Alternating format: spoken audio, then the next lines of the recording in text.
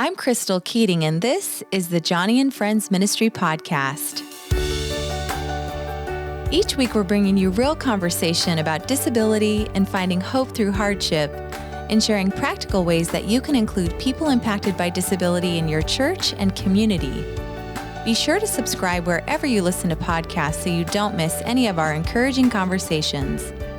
You can also find all the resources that we've mentioned on the show at joniandfriends.org/podcast.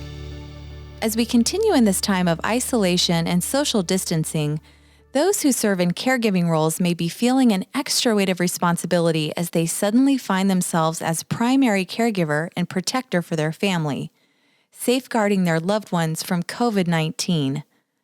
Today, I'm joined by Sib Charles, who for the first time in 28 years of marriage, has been thrust into the role of primary caregiver for her husband, Jessie. Listen as she candidly shares some of the struggles and lessons that she's learned over the past 2 months in her role as quarantined caregiver.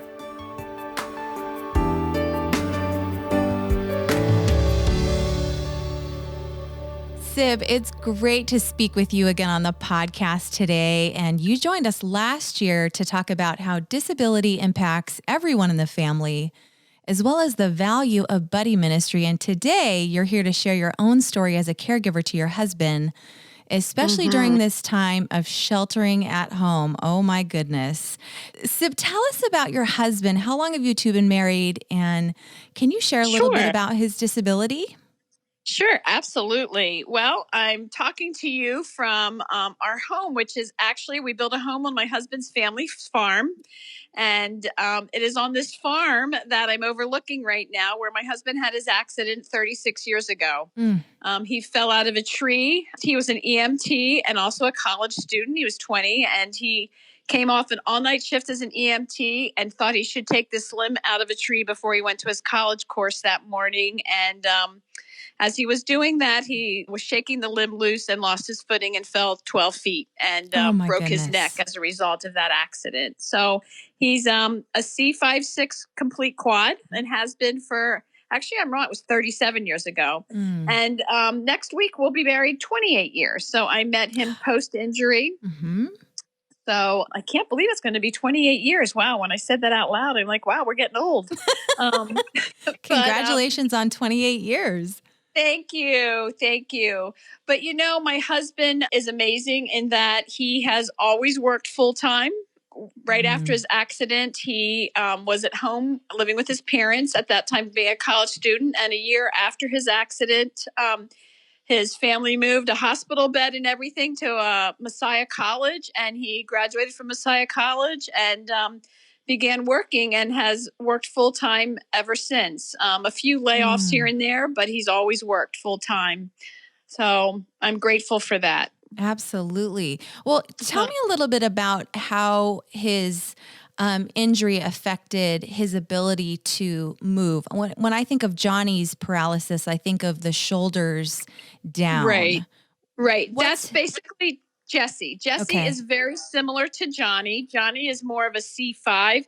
Johnny has what we call floppy wrists. So my husband can lift up his wrists, which makes a huge difference. Yeah. He has no finger movement, but just that one upward moment of the wrist. He doesn't have extenders, but he can lift. So we can put a shaver in his hand. I put a shaver in his hand, and then with the little bit of shoulder movement he can shave himself. So his injury is very similar to Johnny's. Just has a tad bit more movement than the wrist. That's it. But his is shoulder down as well.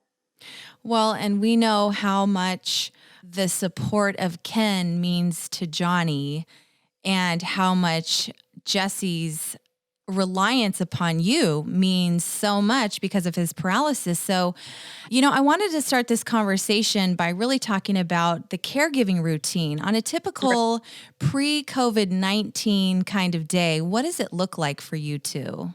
So before COVID, what it looked like is we had attendant care that would come in the morning and the evening. In the morning, they'd arrive about 6:15 to help get Jessie up. I help with transfers, but after a transfer, they would shower him, dress him. We transfer him back in bed, get him up and going for the day. takes about an hour. There's 3 mornings a week, which very candid here. There's bowel program mornings, and those start at 5 in the morning, 3 mornings a week. But somebody would come at 5 and do all that for us. Get him out the door. He'd go to work. And then in the evening, I would assist him, of course, when he gets home from work with some of his personal care. But then about 9 o'clock, another caregiver would show up and transfer him into bed and do all of his nighttime routine for him. And so those were my times. At 9 o'clock was my time because the caregiver was here to assist the attendant, to assist Jessie into bed. So I could go either read, I could watch a Netflix binge I might be on at the time. And in the morning, I could get up and have my coffee and my quiet time and get myself ready for work. But that was all pre-COVID. Well, what has changed regarding caregiving during this time of sheltering in place? Sounds like a lot. A lot has happened. My husband's caregivers, of course, none of them were full-time. So most of them had jobs outside of helping Jessie. So 2 of the women that came in worked in nursing homes, and another one is a nurse, and she works in our local hospital. So once COVID hit, there was no way we could have them come into our home. Right. We couldn't risk because, like Joni, my husband also has very limited diaphragm ability. So breathing can be a real issue.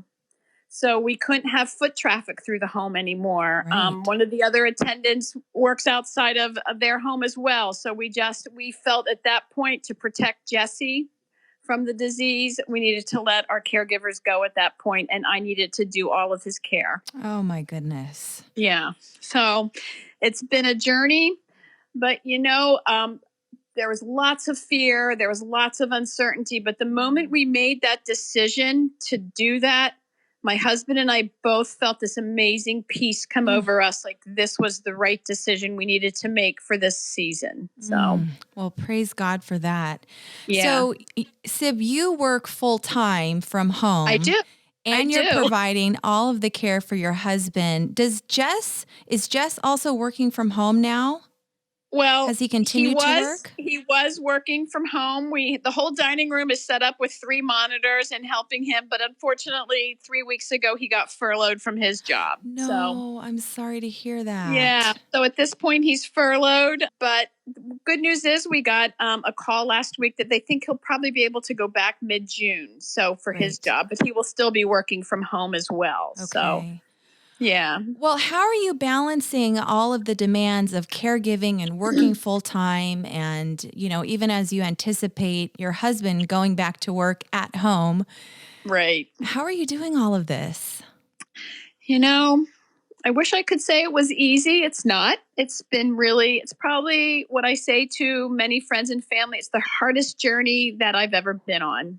Wow. It's been a really difficult journey. And I remember one night, and I wrote this in a blog. It was actually a Saturday night, and just have gotten Jessie settled in bed, and I'm walking around the house cleaning up, and I went and turned the lock on the door. And when I heard the click of that lock, I lost it, because all of a sudden I realized with that click that I was the protector right now of our home, and I was the one keeping this virus out of our home. And it became overwhelming for me, and I had a full-blown meltdown on the kitchen floor. And of course, my husband's great. I went in and I chatted with him about that, and realized that at that point, I didn't want to be the protector of the home anymore. I didn't want to be the sole caregiver anymore. But I was. And so at that moment, I just said, Lord, I need to know you're my protector. And it came through so loud and clear that he was my protector. And, here's a very cool thing that happened. The next night, I heard my husband go and turn the lock, because I read what I wrote to him. And he has the ability, can put that little lock between him. And it was like another way of him saying, I'm here to help you as well. So it's those little things that keep us going right now. But I will also say we have an incredible community around us. Someone from my church called. We have a disability ministry at our church. They let people know. So we have one person that every Thursday night, a meal appears on our front porch because we're still quarantined. So they bring us a meal, which is huge. Just set it out there. I know every Thursday night that's going to be there. Someone else owns a produce company.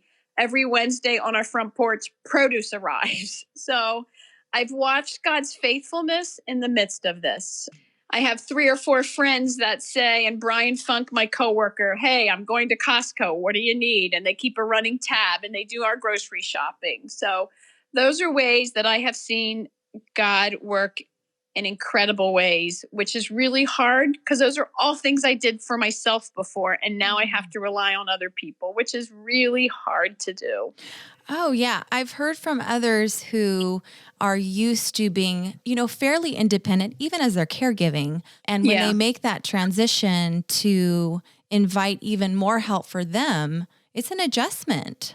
It's a huge adjustment. It's a huge adjustment. I'm pretty independent. So, it's a huge adjustment to do that, to rely on other people to do my grocery shopping. Oh my goodness, I love doing grocery shopping, but for this season I have to. Yeah. So, but the other fun thing is last week I turned 60. It's the first time I'm thankful I'm 60 because I could go to Whole Foods before it opens. Okay. So, I did go out grocery shopping last week for the first time in a month. So, well, happy birthday, Sib. And I'm glad you got first dibs there. So, That's so funny. Well, Sib, we've heard from other couples about the impact of caregiving on the marriage relationship. And you're kind of talking about that, but with less outside help, there is, it seems to be additional strain. Where are you feeling the most stress or tension? What I feel is I'm tired, physically tired. And that's trying to figure out ways to make sure that I'm getting my rest and that I'm caring for myself in the midst of it. And that's been hard to figure that out in the midst of this. And this is going to sound like a pat answer, but I can only say I somehow have been given supernatural strength right now. That does not sound like a pat answer because God promises grace. And that is exactly what he's done, Crystal. He has given me supernatural strength right now because my office is upstairs and Jessie's downstairs. And I thought, I'm going to count how many times I run up and down these steps each day. And it was 11 that one day. So I really believe I'm giving supernatural strength through this time. And I know it's just for a season. And so that keeps me going. And the other thing is, there's actually been one thing that I've enjoyed through all of this. Our whole married life for 28 years, we have always had people coming in and out of our doors morning and night. And every now and then I think I kind of like being almost typical in the fact that nobody's coming in our door tonight. Right. And so that was just a sweet little reminder. So I paused just for a moment and relished in that moment. So I look for those little moments that I see something positive coming out of it. Well, that is even a work of the Spirit to help absolutely be thankful in times of difficulty, for sure. Yeah. And, that's another aspect of having caregivers in and out of the home, especially with a married couple, is privacy looks a lot different. Totally. Yeah, absolutely. And you just we have been so fortunate in that many of my husband's caregivers have been with us 20 plus years. We're really, which is unheard of. We're kind of part of the family. They absolutely have become part of the family, and so I'm not embarrassed if I don't look good or if the house doesn't look good. They truly have become part of the family. So in the midst of this, that was also a loss for us because they did become part of the family. So we're also missing part of our family during this time. So we stay in touch with them.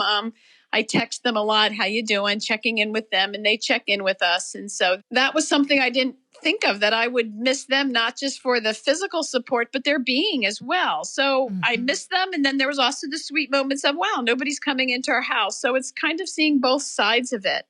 Right. Well, and these times give us a taste of something that we would probably not otherwise ever have. Well, exactly. With caregiving, we can focus on how you, Sib, are caring for Jessie. What are some of the ways Jessie shows that he is caring for you? Oh, there's many little ways. I will say that click of the lock that he now locks that door at night, that's huge for me because he saw how important that was. So that was really huge for me. he will not, like, he won't ask me for something because he doesn't want me to have to get up. If I just sat down, it's like, she just sat down, I can wait for that cup of water. So he's very trying to be very attentive in those ways as well. Of course, just encouraging me continually, which is wonderful. Supporting me. The other thing he does is he supports me in that he knows that there's times where I really do need that time alone. And he honors that, because most people would think of me as an extrovert when they meet me, but I'm an extrovert introvert, and I really need that time alone. So he really tries to honor that. He'll just go read so that I can have some time alone, like even if it's just a half hour, which is just really, I'm so appreciative for that. It re-energizes me. It gives me time just to be me. And in the morning, he doesn't get up as early as he used to for my sake, which is huge. And he doesn't need to. So I still get up when I always did, because I needed to keep that routine down, because I have my coffee, then I have my quiet time, and then I go and start the process so that I still have that time for me in the morning before I get him up. And he's okay with that, which I'm so grateful for.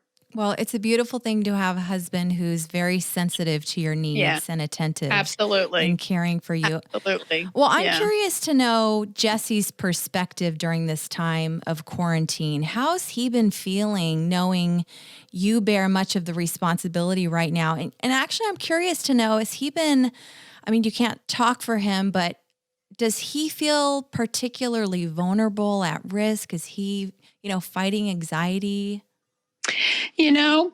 My husband is what I will call my rock. When my husband's injury happened, people all over the world prayed for him for his physical healing. And he believes that a miracle happened when his accident happened. And it wasn't physical healing, but it was a full acceptance of his injury. And he truly believes it was a miracle. When he was in rehab for his injury, they wanted to send a psychologist in because they thought he was living in denial. And that is honestly how Jesse has lived his whole life. I'll say, do you have any regrets? And he'll say, I honestly don't. The Lord has just given me a peace in the midst of this journey I'm in. And that is how he's handling this quarantine. We've been blessed with a beautiful home. We have beautiful view. And he doesn't like that I have to do all of his care. That makes him sad. That does make him sad. But as far as his anxiety over it, he just says, you know what? The Lord's going to protect us. And he honestly means it. So he's my rock. When I have my meltdowns, he's my rock, in that he totally believes that everything is for a purpose. And so this is for a purpose, and this is for a season. He doesn't like it. He wishes it wasn't happening, but he's really at peace in the midst of it. Well, and that comes from that deep trust in what God has done in the past, he's going to continue to do. Absolutely. Absolutely. Thank good. It's really hard for him too, because now that he's furloughed and there's no sports, that might bring about some anxiety if it doesn't change. Yeah, right.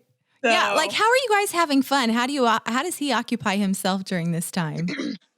He does a lot of reading. He's watching some strange movies that during the day when I'm working now and he's not, I said, you watch all your weird things during the day. He loves documentaries. He's he's a natural, he loves nature shows. He likes even some really bizarre things that I like, man stuff. I don't know, where they have guns. I'm not into that. So he does that. We really enjoy, I do all the cooking, obviously, but he's helping me plan meals. So we do that together. He loves nature. So we live, like I said, on a farm. And so he watches birds. He does a lot of birding and things like that from inside. We stopped watching the news so much. We kind of were addicted to it and realized that was bringing me down. So we watch some funny shows now to keep us going. Sunday mornings, we see, okay, what church service shall we watch today? So we watch all different ones. And so we're doing things like that just for fun. So that's good. Well, and that aspect has to really revive you guys emotionally and spiritually. Yeah. Are there other things that you're doing together as a couple to remain spiritually strong? Just reading together, praying together. And one of the things that I so appreciate and I encourage all couples to do is to be 100% honest with each other. So when I am really struggling and saying, Jessie, I don't know if I can do that. I want you guys to hear out there that I struggle with this. I struggle greatly and I have meltdowns and I fall apart. And in the midst of that, I need to say to my husband, right now, I'm really angry that I have to do all this. I wish I didn't have to. But he allows me to have those feelings, which makes us closer because he allows me to have those feelings. Absolutely. And he allows me to express those to him. Because if I held all of that inside, I would begin to resent him, which that is certainly not Christ-like. So being 100% honest from both aspects with your thoughts and your feelings and what you're journeying through is so vital. Well, and he's given forward. Yeah, it does make you move forward and it builds intimacy if he's able to receive those things. And Absolutely. once you get it out, there is a sense of like, wow, he heard me and we're going to be okay. And one of the things I've learned is that words only hold power over you until they're spoken. So if you keep something inside, that holds power over you. But once they're spoken out loud, they don't hold power over you anymore. Amen. And so we're real honest with each other in our thoughts and feelings. And that's how you survive. I really believe that very strongly, and I think I loved it because our Lord was honest with his thoughts and feelings. So why shouldn't we be? Yep. That's right. That's definitely. Good. Yeah. Well, Sib, I love talking to you, man. This is so great. Thanks for coming on the podcast. I just have one last question. During this time of quarantine and social isolation, can you share just a few of the important lessons you've been learning that you want to encourage others with? Oh my goodness, the Lord is teaching me so much. I feel like this is a chance for a reset on so many levels. It's a reset for me in my walk with Christ. It's a reset for me. I'm one of those folks that need to have my whole household in order. And, nothing's ever out of place. And you know what? I've learned that doesn't matter right now. What really matters is being at peace with my husband, with myself, and most important with my God, and that asking for help, it's a spiritual lesson. It's a spiritual discipline. And that's been the hardest thing for me to learn, Crystal, because I am one that I'm out there training and I'm teaching people how to reach out and how to minister to families affected by disability. And I'm saying, reach out, ask them what they need. And when people did that to me, I would say, oh, I'm okay. Right. I don't do that anymore. I say, you know what? I realize it's a spiritual discipline to receive. It's easy to give, but not to receive. And so I will say that's probably been the hardest lesson for me to learn is that people want to bless Jessie and I. And by not allowing them to do that, I'm robbing them of a ministry they might be being called to. Well, and that creates a community. Absolutely. Absolutely. Community is so wonderful. This time has also given me the chance to just take a pause and say, what's really important in life? What really matters in life? It's helped both my husband and I to kind of take an inventory. Is there ways that we can simplify our lives? And we have simplified through this. We haven't had a choice and we've enjoyed doing that together. That's so good. Well, Sib, thank you so much for sharing your heart, sharing so honestly about your marriage and about your home. And we just pray God's blessing and protection over you and Jessie in the weeks to come. Thank you. Thank you so much. To everybody out there, stay strong. Keep hanging on to Christ because we're going to get through this, but only with him. It's the only way we're going to survive this. This is my prayer for everybody, that we all come out better people, kinder people, and more like Christ.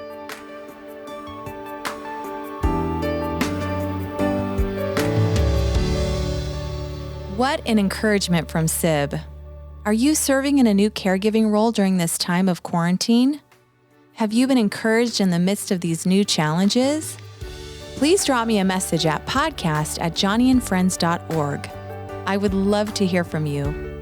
And if you'd like to read Sib's blog post, Click of the Lock, that she mentioned in our conversation, visit joniandfriends.org/podcast. I'm Crystal Keating, and thank you for listening to the Joni and Friends Ministry Podcast.